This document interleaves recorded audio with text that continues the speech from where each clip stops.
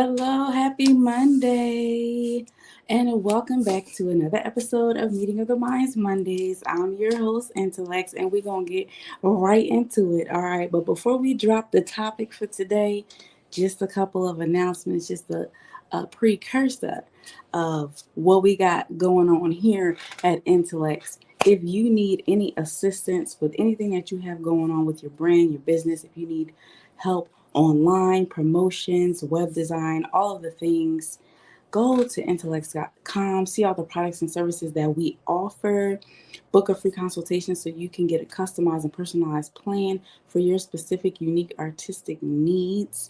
Follow us on all social media platforms, subscribe to our YouTube channel so that you can see all of our content, and join the intellectual community, our app, the Artrepreneurs Hub, which is a place of support, a place of community for you to be around like-minded individuals with the same goal in mind, that you can share ideas, share your content, ask questions, and so much more. It's just a place for you to be your unique self. All right, so take advantage of all of that.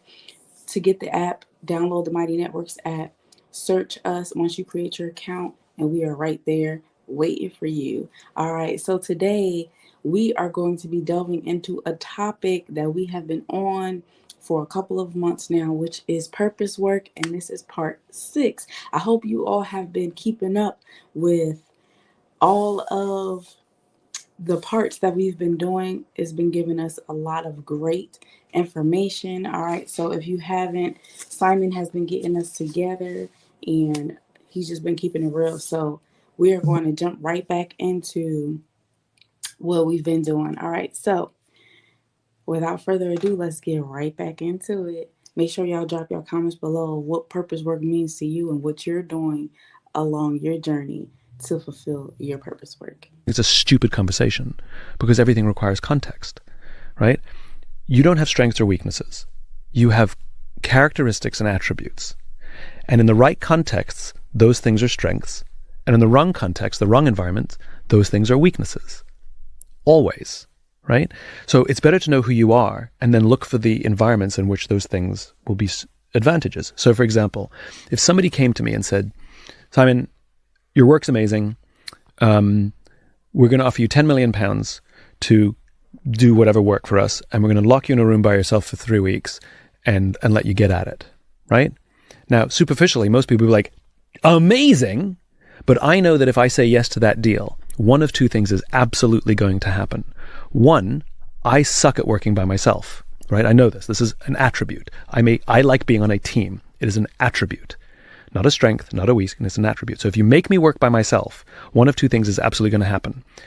The quality will suck. So I'll give you work and they go, wait, no, we didn't pay for this, right? Or the stress that it's going to take me to get some sort of decent product will be it'll destroy my health and myself and everything, right? The stress is just tremendous.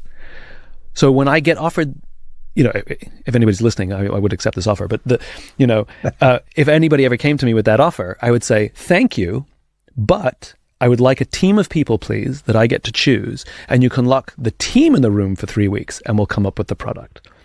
Because now I'm taking my attribute and I'm putting myself in a position of strength.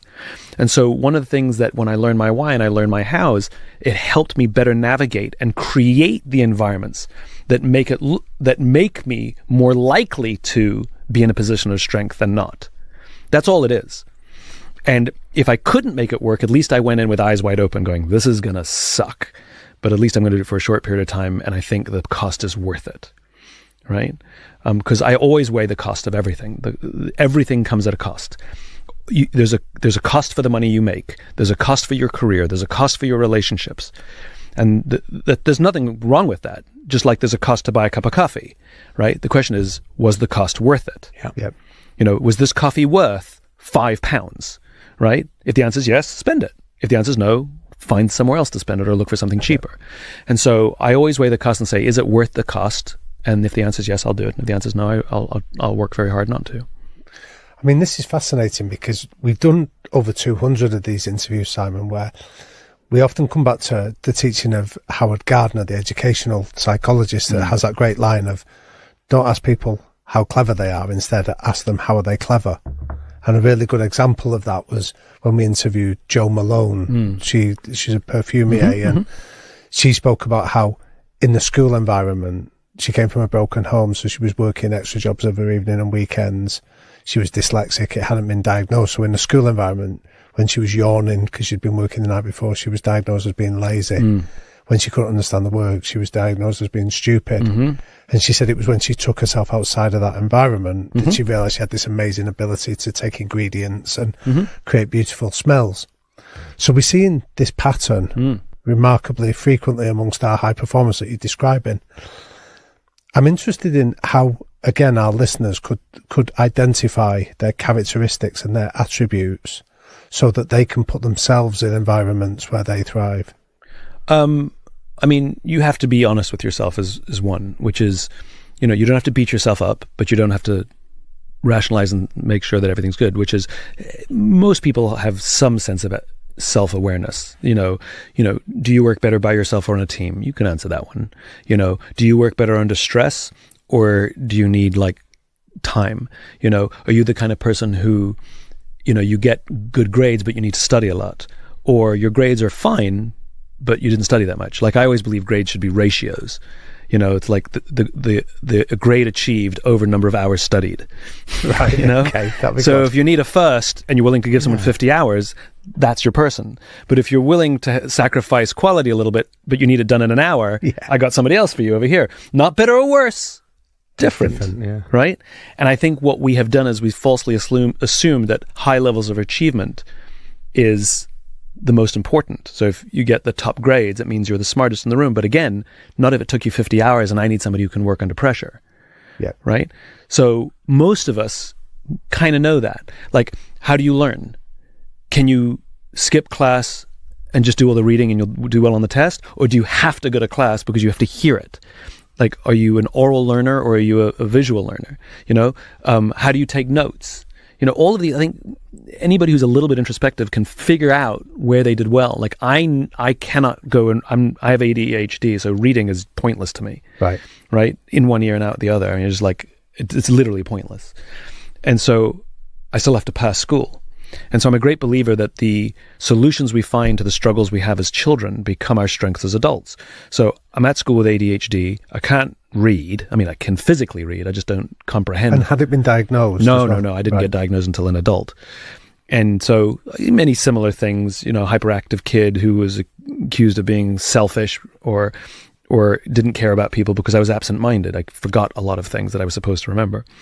And if you believe a lot of that stuff, it'll destroy your self-worth.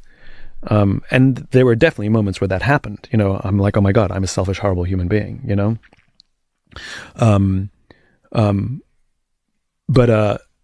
thank goodness it wasn't diagnosed, because even though there were difficulties that came with it and there was definitely struggle, the hacks that I figured out because I had to pass school was I had to go to class, couldn't skip class.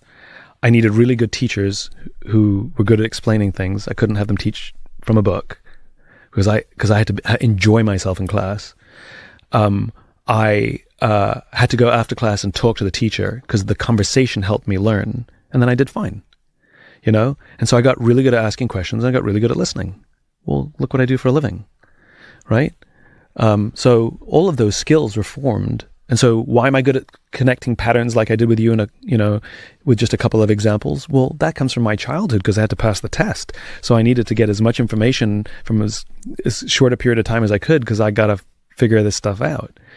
Doesn't make me smarter. It just means I figured out a life hack. And I think, in this modern day and age, we're so afraid of our kids being in positions of discomfort that we're removing all the struggle. We're putting them on big pillows and saying, let me make this as easy as possible for you. Now, of course, every parent wants to make life easy, but if you talk to the quote unquote high-performing people in the world, I mean, there's that very famous story about Richard Branson, where his mum would drop him off 3 miles from home and say, see you at home. And he'd have to figure out how to get home.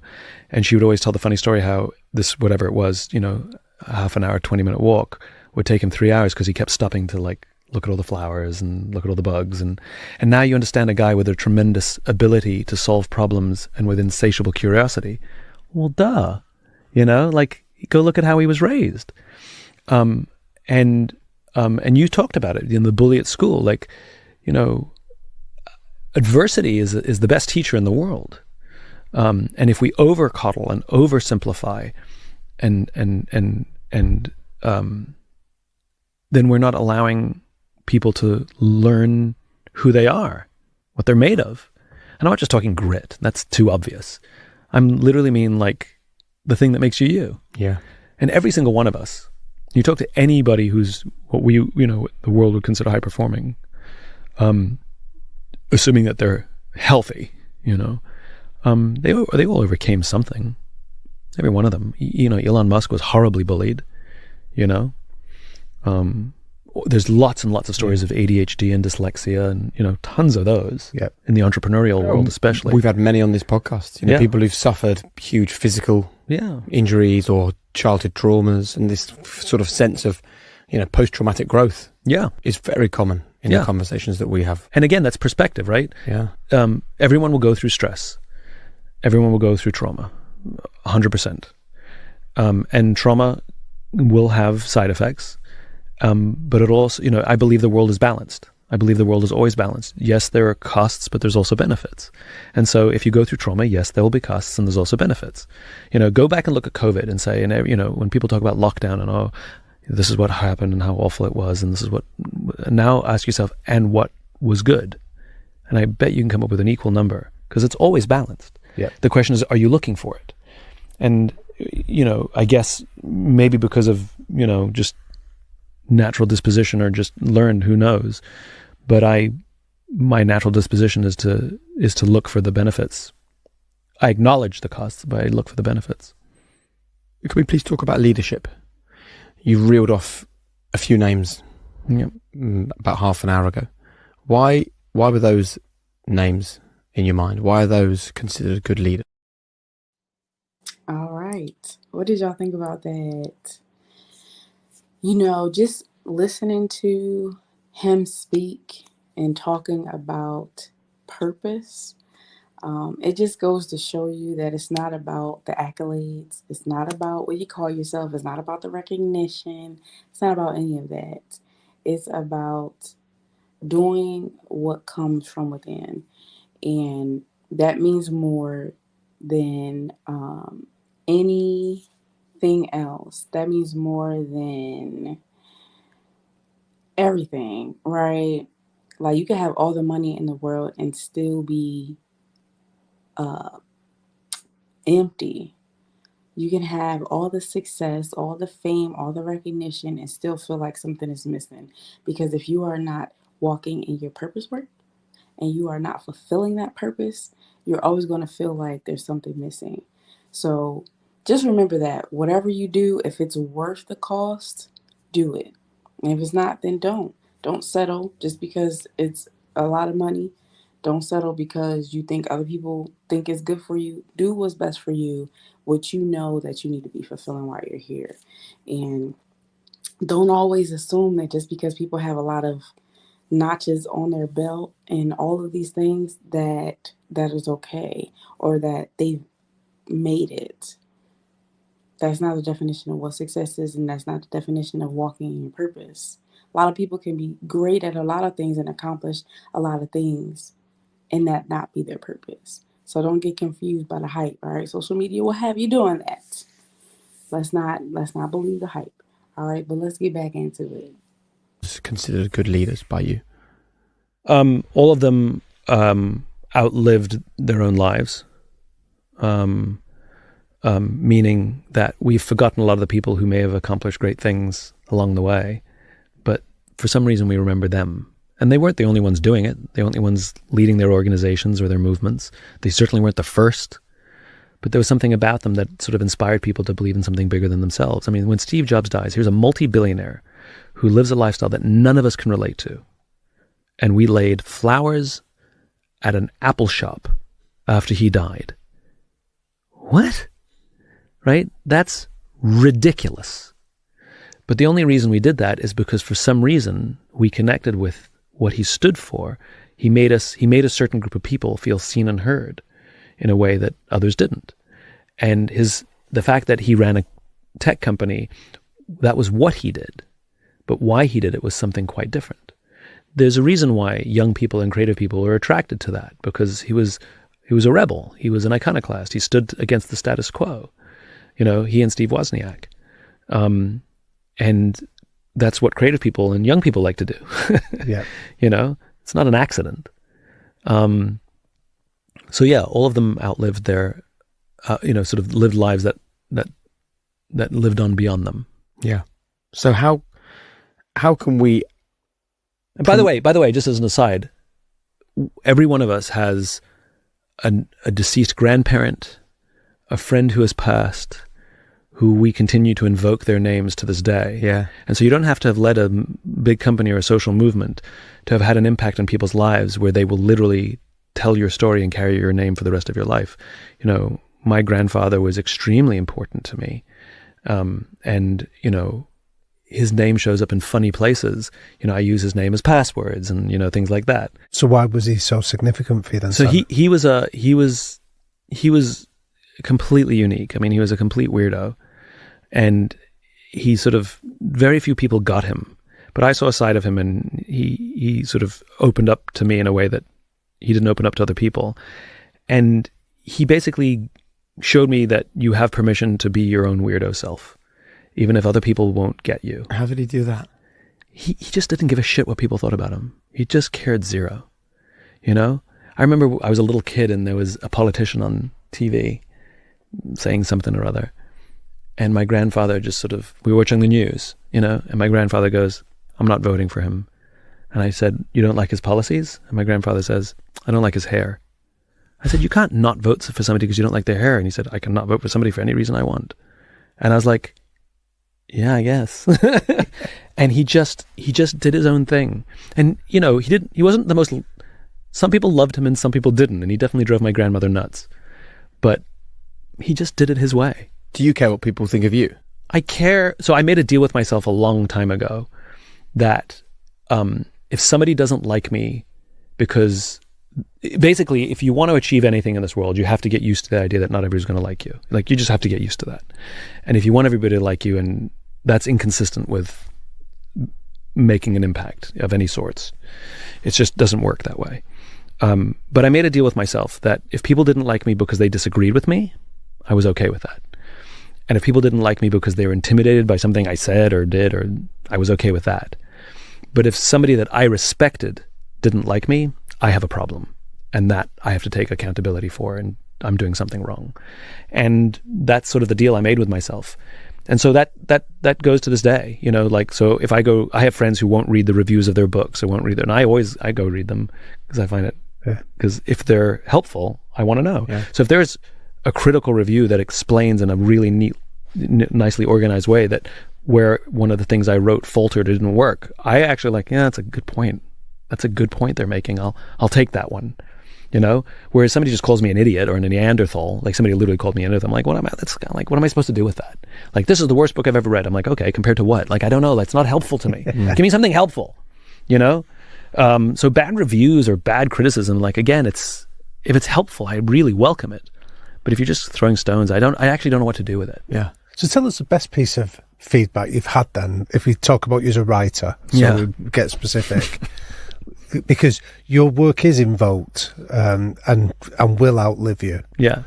Thank you. The impact is significant across the globe. So I'm interested, how did you get there, and what was the best piece of feedback that's allowed you to be able to write so succinctly and powerfully?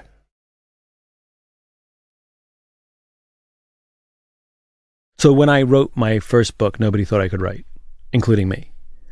The longest thing I'd ever wrote prior was like 15, 20 pages, a paper for school. That is brilliant for people to hear, though, because I think people see someone like you and think, I must have been incredible from the age of 11, writing all sorts of amazing things. I think that's so powerful. No, I think, like, if I'm really honest with myself, probably the longest thing I wrote was 10 pages, because if it was 30, it was probably shite. So where did the courage come from then to even begin, or to think, I'm going to write a book? It's not really courage. It's I had this idea, and a friend of mine said, you should really write this down. And I was like, oh, okay, and somebody made an introduction to and again, when I say somebody, it's not because I was well connected. It's because I believed in starting with why, and I was really good at it. And I believed in the law of diffusion of innovations, which is I only talk to early adopters. And so the right people always made introductions for me. I was dogged about only talking to early adopters. So I basically, my blueprint for actually how my career went and how I built Start With Why is written in Start With Why. Like, that is literally what I did. Right. And I didn't have advertising or PR firms. I didn't game the algorithms. I didn't drive any numbers on. I didn't have friends write fake reviews. Like, did none of that. All the tricks of the trade, I didn't do any of them. I followed that book is my blueprint. I just wrote what I did. And so somebody introduced me to one of the great business publishers, and I had a 29-minute meeting with him, and 3 days later they offered me a book deal. He just took a risk on me. Again, starting with why, you connect with the right people. For some reason, they take risks. Yeah. They don't know why either, and then they told me I should get a writer. And so my agent at the time introduced me to a guy he knew and said, this is the perfect writer for you. And I went out to Portland to meet him, and I brought the contract. And these contracts always say, whatever the numbers are, 25% up front, 25% upon delivery, whatever they are, 50% up front, whatever it is. And the way that really works in practice is you sign the paper and like freaking 3 months later, they send you a check, right? Yeah. And I went, I'm a nobody. I got no following. I got no nothing. But it said upon signing 50%. So we signed the contract ceremonially at his house in Portland. This was about a weekend to work together, and I handed him a check for the first half. And the first thing we did was get in his car and drive to the bank to cash it, which was a little weird, And then he kept trying to challenge my ideas and change my ideas, and I was like, oh my God, this guy wants to write his own book, not help me write my book. And he was very difficult and sort of kept shooting down my ideas. And remember, when I wrote Start With Why, I'd already been out there talking about it for 2.5 years. I knew my stuff. And I went back to my hotel room that night, and I'm like, this is not going to work. And I called him up and I fired him. I said, listen, hey, I don't think you and I are a good connection. And he started screaming and yelling at me. I will mention that before I called him, I called the bank and stopped the check. Of course. Yeah. And I told him that. I said, just so you know, I've stopped the check, And he started screaming, yelling at me and threatening to sue me and all of this stuff. And the good news is, all contracts, if you haven't done anything, there's no damage done. I'm not in breach because he hasn't done anything yet, All contracts have a little cooling off period. And so I explained to him, I'm like, your threat, the way you're responding, you're just made life a lot easier for me. You've reinforced my decision. If you were a gentleman about it, I'd really start questioning if I'd made the right choice here. So thank you for that. Yeah. And I moved on. And of course, he didn't sue me. But now the problem was I had a book to write. And so it's kind of amazing what a deadline will do. When a company gives you a ton of money and says, you owe us. And I started writing, but I started writing the way I speak. And so the book is very conversational. It's a very easy book to read. Yep. I don't use big words because then I'm not trying to make myself look or sound smart. I'm really just trying to, and because I have ADHD, I don't like reading books, and I actually don't read a lot of, everybody thinks I'm really well read. And I like to joke that I've actually written more books than I've read, which is true. And so the great thing about being the writer is if I'm reading my own work and I'm bored out of my skull, I just cross it out. And so if you notice in those books, they're pretty short sections, and they're pretty punchy, and there's a lot of story. Okay. He's still dropping gems. I hope y'all are picking up what he's putting down. Just something that stuck out was everybody's not going to like you. Everyone is not going to like you. And that's okay. Everybody's not supposed to like you. You are not everyone's cup of tea. You have your own tribe. And when that time comes, your tribe will be there. All right. But don't look for that, right? They'll come to you. Everybody has their own tribe, right? I have my own tribe. You got your own tribe. People got their own tribes. When it comes to whatever work they're in, whatever purpose they're pursuing. But when it comes to walking in your purpose, it's not required that you have a lot of likes or that people like you. If you're fulfilling your purpose, then that's what you need to do. And that's it. You ain't got to worry about nothing else. All right. And then know your stuff. No one else should know what you're doing more than what you know. All right. No one else should know more than you. Walk in that. Embrace it. He said he was promoting his book for years before it actually came out. He knew what he was talking about. Right? Know what you're talking about when it comes to your purpose. And if you are still not clear on what your purpose is, I would suggest do a fast, meditate, and really get away from all the distractions that might confuse you with what it is that you need to be doing so that you can hone in on what you should be doing, right? And a lot of times your purpose is something that really pulls you, something that speaks to you all the time, something that you can do with ease, whether you get paid for it or not, that comes really natural to you, and that it brings out that passion inside of you. Where if you see something happening and you're like, why isn't no one doing anything about this? Something that really gets under your skin, more than likely that's your purpose. And if you're not already doing that, then really think about that. All right, so our purpose here, well, mine specifically, I'm gonna speak for myself, right? Is to help other people fulfill their purposes when it comes to arts, entertainment, all of these things. My purpose is to create, to write. Um, with the business is to really just bring other people together, to network, to help them as much as I can. Like, this is what I love to do, and I do it all the time. I write every day.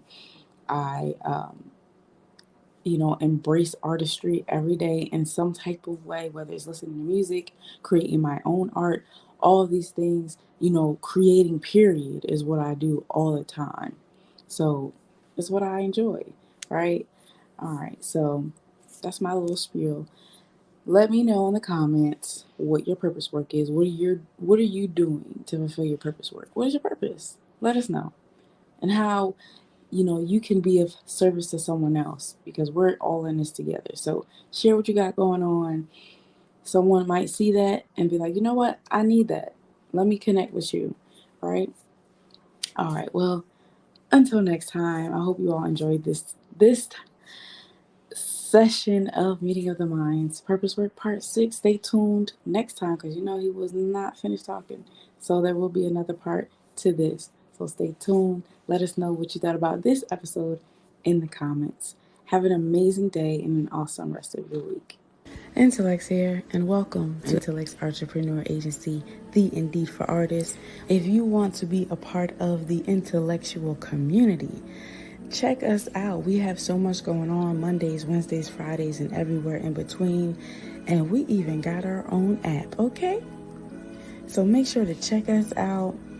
Go to intellects.com. Go to our link tree. Look us up on social media at IntellectsAPC so that we can best serve you. All right, we thank you so much for being a part of our vision.